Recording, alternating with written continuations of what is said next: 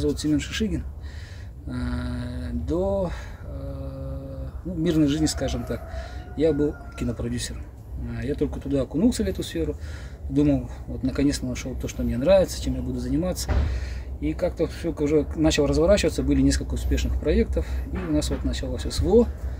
И когда с началом СВО я понял, что я могу пригодиться своей стране, вот, свои знания, свои какие-то организаторские способности могу использовать уже в другом направлении, вот, военном, скажем так. Да? И мы с моим напарником были первыми инструкторами по БПЛА, отучились в Донецке, и по приезду мы занимались обучением наших мобилизованных и контрактников, которые отправлялись на СВО. Далее моя сфера плавно перетекла, вот сейчас я занимаюсь производством FPV-дронов, могу сказать, и приступили сейчас к производству системы РАБ. Вот, в ожидании, когда все это закончится, чтобы наконец-то вернуться и начать продолжить, точнее, свою продюсерскую деятельность. Скажи, пожалуйста, когда ты принимал решение поехать сюда, зайти за ленточку, как родственники отреагировали, вообще что сказали? Начну с родителей, да. Мама, она у меня крепкая, промолчала. Конечно, она переживала за меня, ну, поддерживала, всегда она меня поддерживала. Отец мой, тогда он был уже еще живой, он однозначно меня поддержал, сказал, что это правильное решение. Семья моя, дети, конечно, беспокоились, но ничего, с детьми я договорился.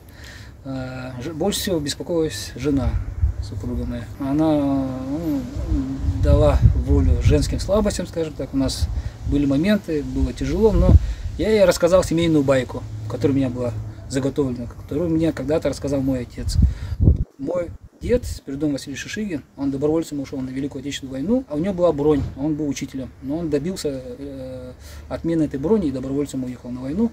И мой отец рассказывал, что из деревни Табагатой, Мигино-Конгласского района, да, несколькими волнами шла мобилизация.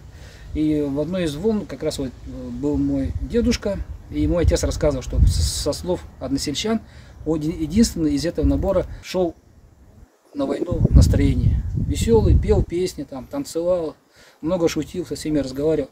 А остальных, там несколько товарищей, они слезно их провожали со слезами, там, родные и близкие. Ну, конечно, их тоже можно понять, но это был плач стоял там.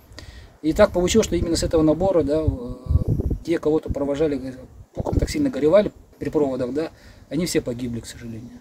Живым с этого потока вернулся только мой дедушка по ранению. Вот эту историю я жене рассказал. Я говорю, вот такая есть у нас семейная история.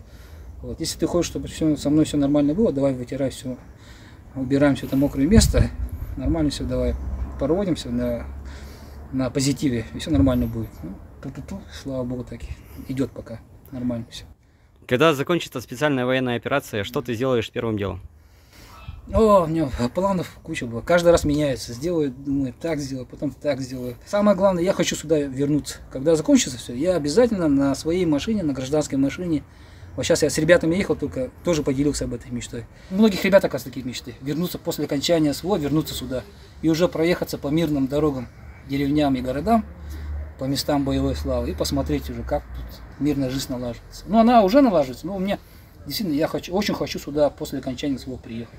Проехаться, пожить где-нибудь еще, отдохнуть уже, когда уже не надо будет задирать голову наверх, ни к чему не прислушиваться, не смотреть под ноги постоянно. Спокойно просто почувствовать, пожить здесь мирной жизнью. Вот это я хочу. Скучаешь по родине? Да, скучаю. Ну, я часто бываю. Я здесь, командировки у меня, я, кстати, могу сказать, это моя 11-я командировка. Вот. Я приезжаю где-то здесь, где-то недели 2, 3, 4, 5 бываю, потом уезжаю, потом опять приезжаю. Вот так. Ну, ты один из, как бы, основоположников, скажем, БПЛА, да, нашего якутского. Расскажи, пожалуйста, вообще, вот, как, на твой взгляд, меняется даже не ход, да, боевых действий, а именно характер, то есть все изменилось?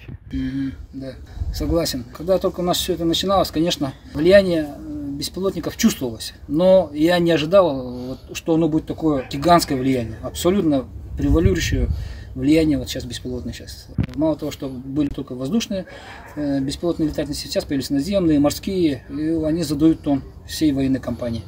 И так и будет в дальнейшем. Влияние беспилотников только усиливается, я так думаю. На перспективу так идет. И там еще с подключением искусственного разума, это полет фантазии, военной мысли идет далеко вперед.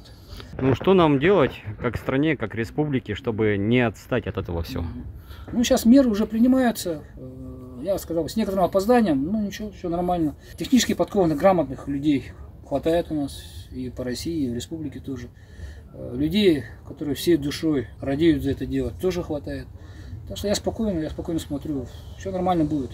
Было некоторое отставание, где-то мы их опережаем, где-то они нас опережают. Но в целом так более-менее такой к паритету стремимся. Все нормально. Я в этом абсолютно уверен. Нет никакой паники, все спокойно делаем свою работу, работаем. Мозги есть, руки, ноги есть, все нормально. Как творческий человек, не хотел бы ты снять фильм о этих событиях? Конечно, я вот постоянно здесь хожу, когда с ребятами знакомлюсь, но я всем говорю, ребята, говорю, я до войны был этим кинопродюсером. Говорю. Они спрашивают, а какие фильмы снимал? Я говорю, вот такие-такие. Они говорят, кто-то видел, кто не видел. Я говорю, ну давайте рассказывайте мне историю. Говорю, эта война закончится, я обязательно сниму фильм. И они мне столько историй рассказывают. Там есть уникальные истории встречаются. Я все это, даже с записи, чтобы не забыть, я сразу на телефон надиктовываю.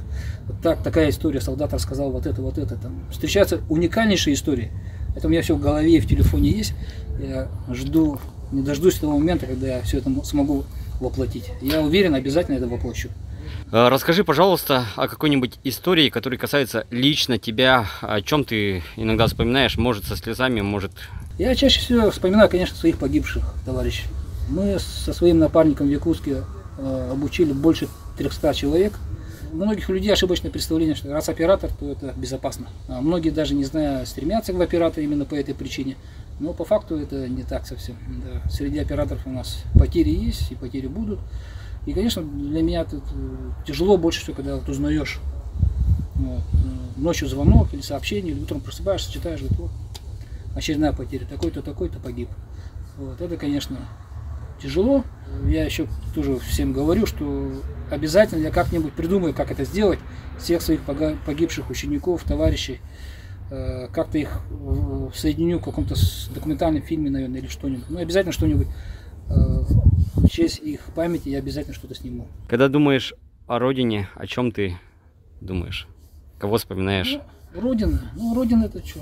Родина это моя родина, малая родина, Якутия моя. Здесь очень красиво. Здесь, да. Отличнейшая земля тут. Все растет, все под ногами, все. Вот так можно все хватать, все то, что у нас там стоит. Очень дорого. И все равно мы с ребятами тоже общаемся и говорят, но все равно хотим домой. Дома у нас лучше, дома у нас хорошо. А родину я свою люблю. Когда многие спрашивают, зачем тебе это, зачем туда поехал? Я говорю так, ну моя страна, Россия, она как бы, может, сильно не хотела, но все равно эта война началась.